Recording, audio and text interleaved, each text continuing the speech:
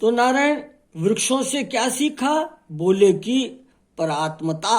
परात्मता का माने दूसरा काटे तो कट गए, सींचे तो पानी पी ले, लेकिन दूसरी जगह रख दे तो चला जाए।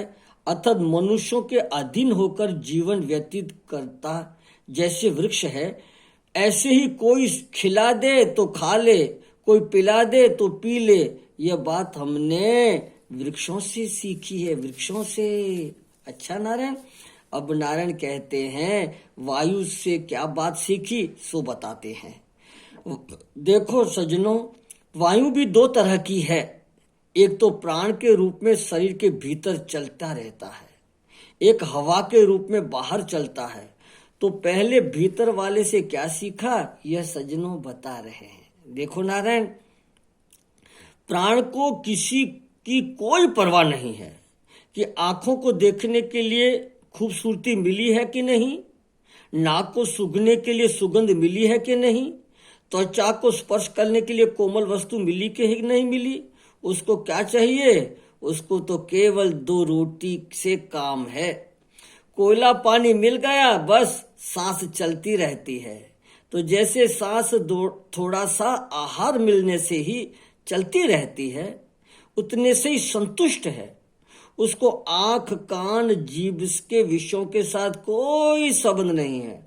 माने प्राण इंद्रियों की प्रियता नहीं चाहता, केवल जीवन निर्वाह चाहता है, जीवन निर्वाह चाहता है नारायण। अच्छा जी, जीवन निर्वाह भी क्यों चाहता है? बोले कि तो कहते हैं तो महात्मा को भी यह बात सीखनी चाहिए। क्या सीखनी चाहिए? कि जिससे शरीर चलता रहे, बेहोश न हो जाए, बुद्धि अपना काम ठीक करती रहे, पागलपन न आ जाए और वाणी का बोलना बंद न हो जाए। इसके लिए खाकर संतोष कर लेना चाहिए। जीवन में अपनी इंद्रियों को और विषयों मिले, इसके लिए चेष्टा नहीं करनी चाहिए।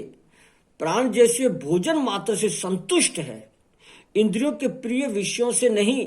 वैसे मनुष्य ही को जीवन में रहना चाहिए कि हमें नमक थोड़ा कम है, मिर्ची हो तो ज्यादा अच्छा है, थोड़ा अचार मिल जाए, पापड़ तो मिला नहीं, कचौरी होती तो अच्छा रहता। नहीं, हमें जो सामने आ जाए बस प्राण को आहुति देनी है, उसे ही अपना जीवन शांति से भजन में करना है। बोले भोजन क्यों करते हो? बोले शरीर प्राण स्थिर स्वस्थ रहे। तो शरीर स्वस्थ क्यों रखते हो? बोले सेवा भजन सत्संग करने के लिए। ऐसे नहीं कि शरीर को रुष्ट पुष्ट करके भोग भोगने के लिए नहीं। हमें तो सेवा सत्संग भजन बनता रहे, चलता रहे, अपना मनुष्य जन्म सफल कर दे, इसके लिए शरीर को अन्न जल देते रहते हैं। स्वाद के लिए जीते नहीं, अन्न जल देने के लिए, भजन में लगाने के लिए। अब नारायण, ये वायु सब जगह जाती है, पैखाने मतलब लैट्रिन बाथरूम में भी घुस जाती है। और बड़े सुंदर जहां तुलसी के पौधे लगे हैं, पर्वत है, बर्फ है, गंगा जी है, आहा, बड़े बड़े गुलाब के, रात रानी के, चमेली के, मोगरे के फूल है, वहां भी वह हवा जाती है, परंतु न वहां का दोष ग्रहण करती है और न ही गुण ग्रहण करती है। थोड़ी देर के लिए गुण दोष साथ मालूम पड़ते कि हवा ठंडी हो गई, गर्म हो गई, गंदी हो गई, खुशबूदार हो गई, लेकिन वह ठंडक, गर्मी अथवा गंध की हवा में चिपक के नहीं रहती, छूट जाती है।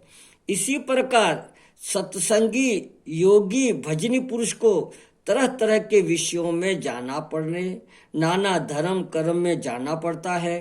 कभी हिंदू मुसलमान में जाना पड़ता है, कभी नारायण शादी ब्याहों में, और नारायण कभी और कहीं होटलों में, कुछ कार्यवश मित्रों में कहीं जाना पड़ता है, ब्राह्मण क्षत्रिय वैश्य में जाना पड़ता है। परंतु किसी का गुण भी मत लो और किसी का दोष भी मत लो, अपने को बिल्कुल अलग रखो। उनके भीतर जाकर भी उनको अपने साथ चिपकने मत दो। हा हा हा सबकी करना, गली अपनी मत भूलना।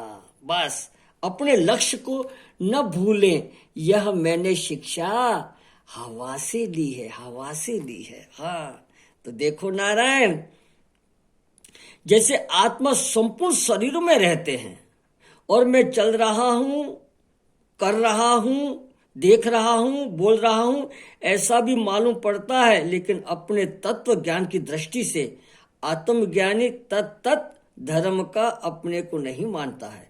वैसे ही जैसे वायु उन जगह की गंदगी को नहीं लेती है, ऐसा क्यों होता है?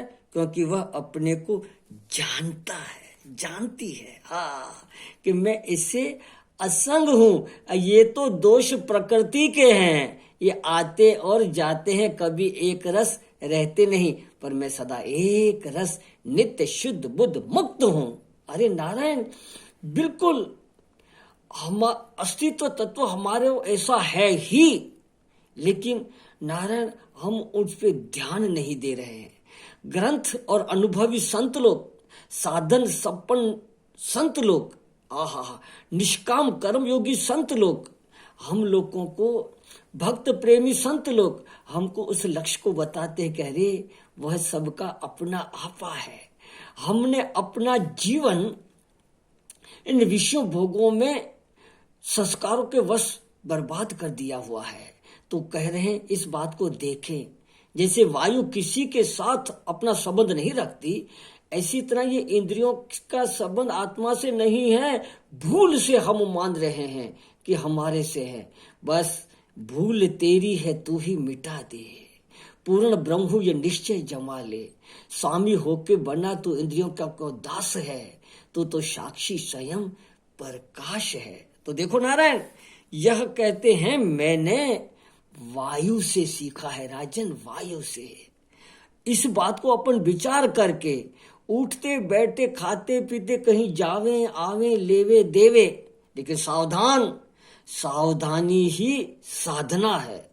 सावधानी हटी दुर्घटना घटी। जैसे साधन चलाते हुए, बात स्कूटर चलावे या कार चलावे, कुछ चलाते हुए कई लोगों का अपनों का अनुभव है, पर अपना साधन चलाते हुए हाथ बैलेंस पे रहते हैं, हैंडल पे रहते हैं, हाँ, और गियर बदलते रहते हैं लोग आदि सब भले बात करते हैं, लेकिन उस ध्यान रखते हैं अपने साधन का चलाने पे।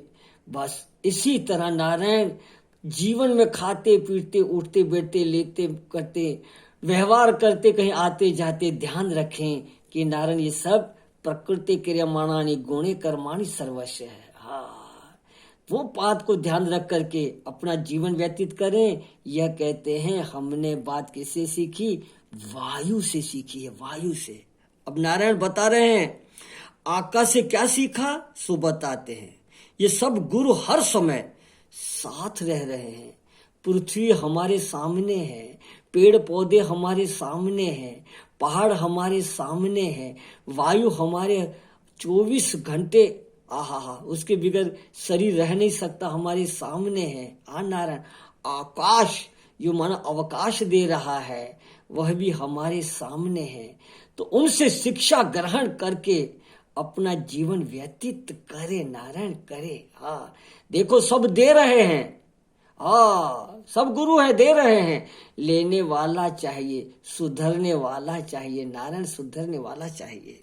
तो महात्माओं को चाहिए कि वह अपने को आकाश ही समझे। जैसे आकाश बड़ा भारी फैला हुआ है, स्थावर में, जंग में, पत्थर में, भीतर भी आकाश, और चलने वाले पशु पक्षियों के शरीर में भी आकाश सब में समन्वित है, सब में व्याप्त है, परंतु कहीं कटता नहीं है। इसी प्रकार मुनि को, साधक को चाहिए, हाँ नारायण, ब्रह्म और आत्मा दोनों एक है।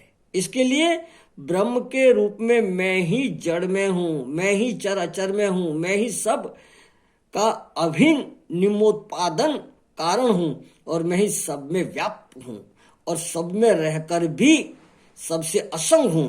जैसे आकाश अनंत है, उसी प्रकार मैं शुद्ध चेतन नित्य शुद्ध बुद्ध अनंत हूं। ऐसी शिक्षा मैंने, हे राजन, आकाश से ग्रहण करी है। ये मेरा गुरु आकाश हर वक्त सामने मेरे को शिक्षा दे रहा है कि देख देख भैया, मैं सब में रह करके भी न कटता हूँ, न चलता हूँ, न आता हूँ, न जाता हूँ, हाँ, न लेता हूँ, न देता हूँ, सब में रह करके भी मैं असंग हूँ। इसी तरह तुम्हारा अस्तित्व आत्मा भी असंग है। तो मैंने यह राजन शिक्षा आकाश से ली है, आकाश से।